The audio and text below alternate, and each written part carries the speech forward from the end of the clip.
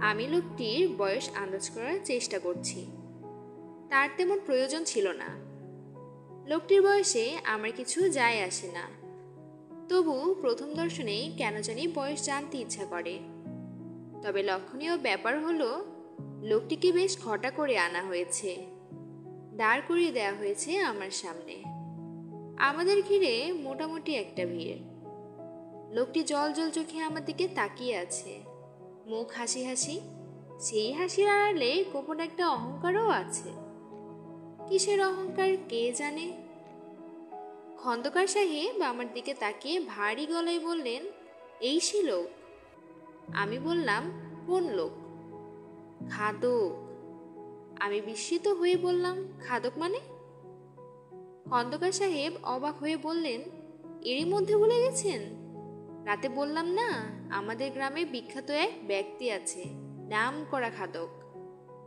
আমার কিছুই মনে পড়ল না। খন্দকার সাহেব লোকটি ক্রমাগত কথা বলেন। তার সব কথা মন দিয়ে শোনা অনেক আগেই বন্ধ করেছি। কাল রাতে খাদক খাদক বলে কি সব যেন বলছিলেন। এই তাহলে সেই বিখ্যাত খাদক? ও আচ্ছা। আমি ভালো করে খাদকের দিকে তাকালাম। রোগা বেটে খাটো একজন মানুষ। মাথায় চুল নেই, সামান্য গোঁফ আছে। গোঁফ এবং ভুরু চুল সবই পাকা। পরিষ্কার একটা পাঞ্জাবি গায়ে। শুধু যে পরিষ্কার তাই না, ইস্ত্রি করা। পরনের লুঙ্গি গাঢ় নীল রঙের, পায়ের রাবারের জুতা।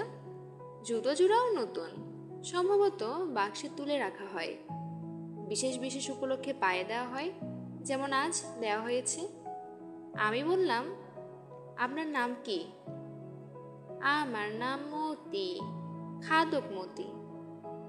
এই বলেই সে এগিয়ে এসে পা ছুঁয়ে সালাম করলো। বুড়ো একজন মানুষ আমার পা ছুঁয়ে সালাম করবে? আমি এমন কোনো সম্মানিত ব্যক্তি না। খুবই হচকচিয়ে গেলাম। অপ্রস্তুত গলায় বললাম, এসব কি করছেন? লোকটি বিনয়ে নিচু হয়ে বলল, আপনি জ্ঞানী মানুষ, আমি আপনার পায়ের ধুলা। বলেই সে হাত কচলাতে লাগলো। তার বলার ধরন থেকেই বোঝা যাচ্ছে এই জাতীয় কথা সে প্রায়ই বলে। অতীতে নিশ্চয়ই অনেককে বলেছে, ভবিষ্যতেও বলার ইচ্ছে রাখে। হুজুর, আপনি অনুমতি দিলে পায়ের কাছে একটু বসি। আরে বসুন বসুন। অনুমতি আবার কিসের? লোকটি বসে মাটির দিকে তাকিয়ে রইল, একবারও চোখ তুলল না। তার বিনয় একটা দেখার মতো ব্যাপার। আমার বিরক্তির সীমা রইল না। গত 2 দিন ধরে আমি এই অজপাড়া গায়ে আটকা পড়ে আছি। লঞ্চে এখান থেকে আটপাড়া যাওয়ার কথা, লঞ্চের দেখা নেই। আছি খন্দকার সাহেবের পাকা দালানে। ইনি এই অঞ্চলের একজন পয়সাওয়ালা মানুষ, নিজের মায়ের নামে স্কুল দিয়েছেন। খন্দকার সাহেব আমার অতি দূর সম্পর্কের আত্মীয়, কিন্তু তাতে কোনো অসুবিধা নেই। আদর যত্নে অতৃষ্ট হয়ে উঠেছি। এর সঙ্গে যোগ হয়েছে গ্রামের দর্শনীয় বস্তুর সঙ্গে আমার পরিচয় করিয়ে দেওয়ার পালা। অনেক দর্শনীয় জিনিস এর মধ্যে দেখে ফেলেছি। ভাঙা কালী মন্দির, যেখানে কিছুদিন আগেও নাকি নরবলি হয়েছে। একটা অচিন বৃক্ষ, সেই অচিন বৃক্ষটি নাকি এক জাদুকর কামরূপ থেকে এনে পুঁতেছেন, যার ফল খেয়ে যৌবন স্থির থাকে। তবে এই ফল এখানে কেউ খায়নি, কারণ গাছটার ফল হচ্ছে না। তেঁতুল গাছের মতো গাছ, দর্শনীয় কিছু নয়। তবু ভাব দেখালাম যে পৃথিবীর সপ্তম আশ্চর্য দেখছি। একজন দর্শনীয় বস্তু এই মুহূর্তে আমার পায়ের কাছে মাথা নিচু করে বসে আছে। লোকটি নাকি বিখ্যাত খাদক, এক বৈঠকে 8 মণ গোস্ত খেতে পারে। আমি বিন্দুমাত্র উৎসাহ বোধ করছি না, কিন্তু খন্দকার সাহেবের উৎসাহ সীমাহীন। তিনি অহংকার মেশানো গলায় বললেন, মতি, মেডেল পেয়েছি 3টা। এই প্রফেসর সাহেবকে মেডেল দেখা। মতি মিয়া পাঞ্জাবির পকেট থেকে মেডেল বের করলো।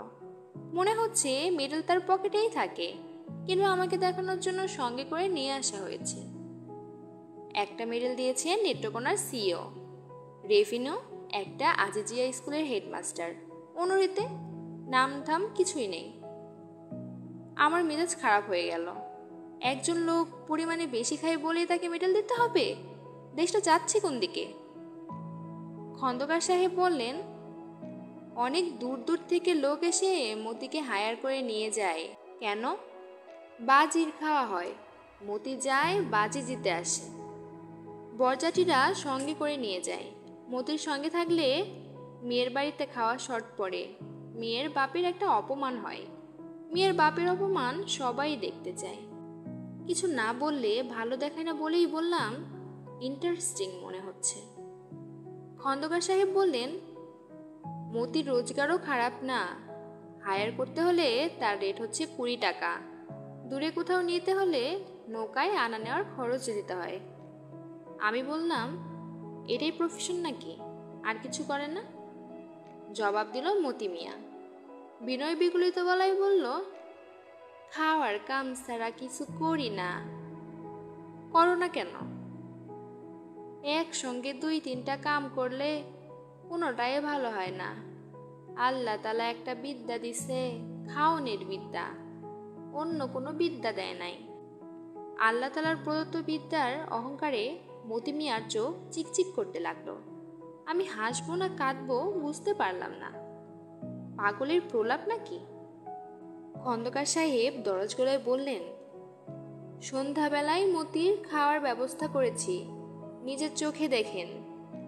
শহরের 10 জনের কাছে গল্প করতে পারবেন। গ্রাম দেশেও দেখার জিনিস আছে প্রফেসর সাহেব।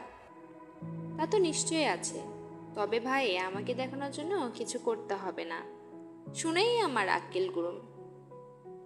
না দেখলে কিছু বুঝবেন না। আত্মন রান্না করা গোস্ত যে কতখানি সেটা দেখার পর বুঝবেন মতি মিয়া কোন পদের জিনিস। কিরে মতি, পারবি তো? মতি হাসি মুখে বলল, আপনাদের 10 জনের দোয়া। খাওয়ার পরে 2 সের চমচমও খাবি। বিদেশি মেহমান আছে, দেখিস বেইজ্জত যেন না হই। গ্রামের ইজ্জতের ব্যাপার।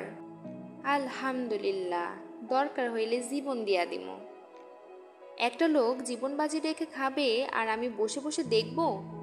এর মধ্যে আনন্দের কিছু খুঁজে পাচ্ছিলাম না। ব্যাপারটা কুৎসিত, যদিও অনেক কুৎসিত দৃশ্য আমরা আগ্রহ করে দেখি। মেলায় বা সার্কাসে বিকলাঙ্গ বিকট দর্শন শিশুদের অনেকেই আগ্রহ করে দেখতে আসে। এখানেও তাই হবে। মতি মিয়াকে ঘিরে ধরবে একদল লোক, তার সঙ্গে আমাকেও বসে থাকতে হবে, উৎসাহ দিতে হবে। ভাগ্যের সঙ্গে ক্যামেরাম্যান নেই। ক্যামেরা থাকলে ছবি তুলতে হতো। গ্রামে বেশ সাড়া পড়ল বলে মনে হলো। খন্দকার সাহেব একটা গরু জবাইয়ের ব্যবস্থা করলেন। চমচম আনতে লোক চলে গেল। খন্দকার সাহেব বললেন, মতি আস্ত গরু খেতে পারবি? বিশিষ্ট মেহমান আছে, তার সামনে একটা রেকর্ড হয়। ঢাকায় ফিরে উনি কাগজে লিখে দেবেন। আমি ভয় পেয়ে বললাম, আস্ত গরু খাবার দরকার নেই, একটা কেলেঙ্কারি হবে। আরে না, মতিকে আপনি চেনেন না। ও ইচ্ছা করলে হাতি খেয়ে ফেলতে পারে। বিরাট খাদক, অতি ওস্তাদ লোক। এরকম ওস্তাদ বেশি না থাকাই ভালো, খেয়েই সব শেষ করে দিবে। আরে না, খাওয়াবে কে বলেন ভাই? খাওয়ানোর লোক আছে? লোক নাই, খাওয়া দাওয়া নাই। এই গরু জবাই দিলাম, তার দাম 3000 টাকা। দেশের অবস্থা খুব খারাপ রে ভাই। রান্নার আয়োজন চলছে। মতি মিয়া বসে আছে আমার সামনে, হাসি হাসি মুখে। মাঝে মাঝে বিড়ি খাওয়ার জন্য বারান্দায় উঠে যাচ্ছে, আবার এসে বসছে। আমি বললাম, এত যে খান, খাওয়ার টেকনিকটা কি? মতি মিয়া নড়ে চড়ে বসলো, উৎসাহের সঙ্গে বলল, গোস্ত সিপা দিয়া রস ফেলাইয়া দিতে হয়। কিছুক্ষণ পর পর একটু কাঁচা লবণ মুখে দিতে হয়। পানি খাওয়া নিষেধ। তাই নাকি? জি, আর সিপাইতে হয় খুব ভালো কইরা। গোস্ত যখন মুখের মধ্যে তুলার মতো হয় তখন গিলতে হয়। কায়দা কানুন তো অনেক আছে দেখি।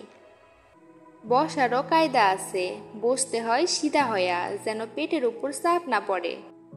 এইসব শিখেছেন কোথা থেকে? নিজে নিজে বাইর করছি জনাব, ওস্তাদ কেউ ছিল না। আমারে তুমি কইরা বলবেন, আমি আপনার গোলাম। মতি মিয়া খুব আগ্রহ নিয়ে নানান ধরনের গল্প শুরু করলো, সবই খাদ্য বিষয়ক। 2 বছর আগে কোনো এক প্রতিমন্ত্রী নাকি নেত্রকোনায় এসেছিলেন।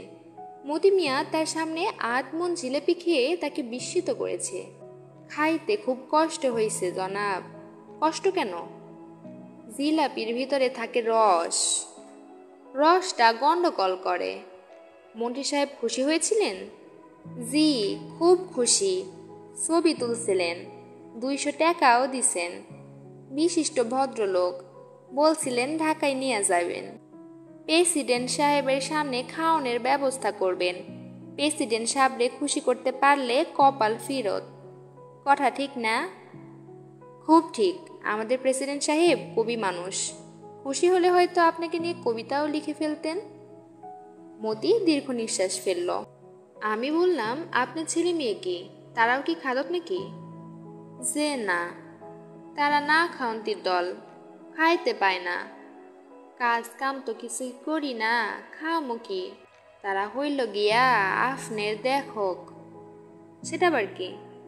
তারা দেখে, আমি যখন খাই তখন দেখে। দেখনের মধ্যে আরাম আছে।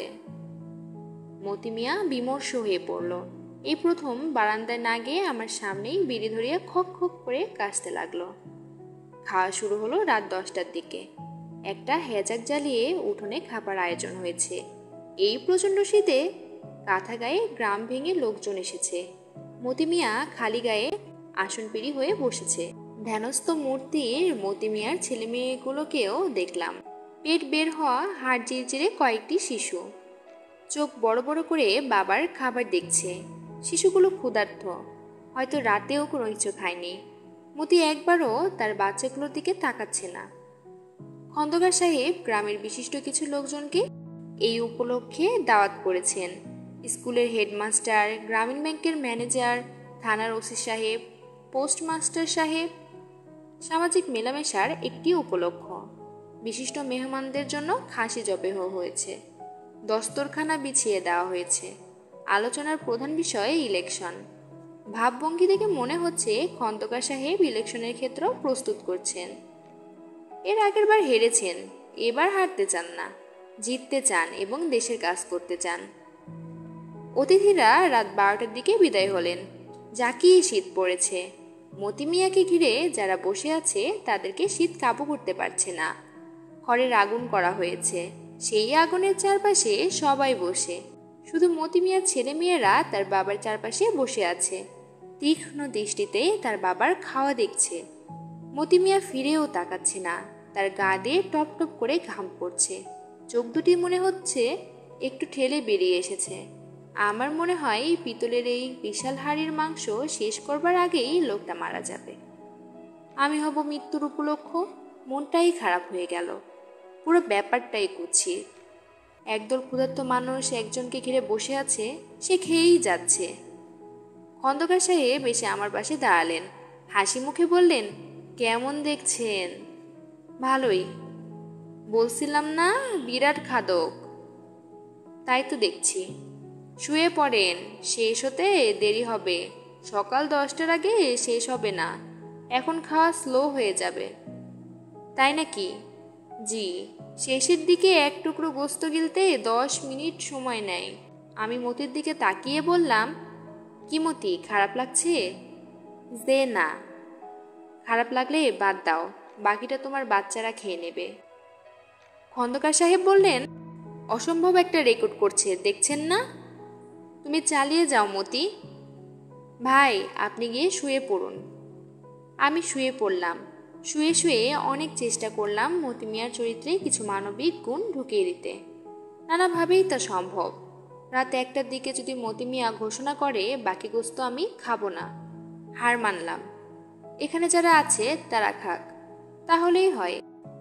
কিংবা দৃশ্যটি আরও হৃদয়স্পর্শী হয় যদি শেষ দৃশ্যটি এরকম হয়, মতি মিয়ার বাচ্চারা সব ঘুমিয়ে পড়েছে, একজন শুধু জেগে আছে। মতি মিয়া গোস্তের শেষ টুকরাটি মুখে তুলে দিয়ে থমকে যাবে, মুখে না দিয়ে এগিয়ে দেবে শিশুটির দিকে। সবাই তখন চেঁচিয়ে উঠবে, করো কি, করো কি, বাঁচাতে হেরে যাচ্ছ তো, এটাও খাও। মতি মিয়া দীর্ঘ নিঃশ্বাস ফেলে বলবে, হারলে হারবো, কিন্তু বাস্তবে তা হবে না। সকাল 10টা হোক 11টা হোক, মতি মিয়া খাওয়া শেষ করবে। বাচ্চাগুলো তাদের বাবার দিকে তাকিয়ে থাকবে এক টুকরো গোস্তের আশায়। সে কোনো দিকে ফিরেও তাকাবে না। এত মায়া মমতা দেখালে খাদক হওয়া যায় না।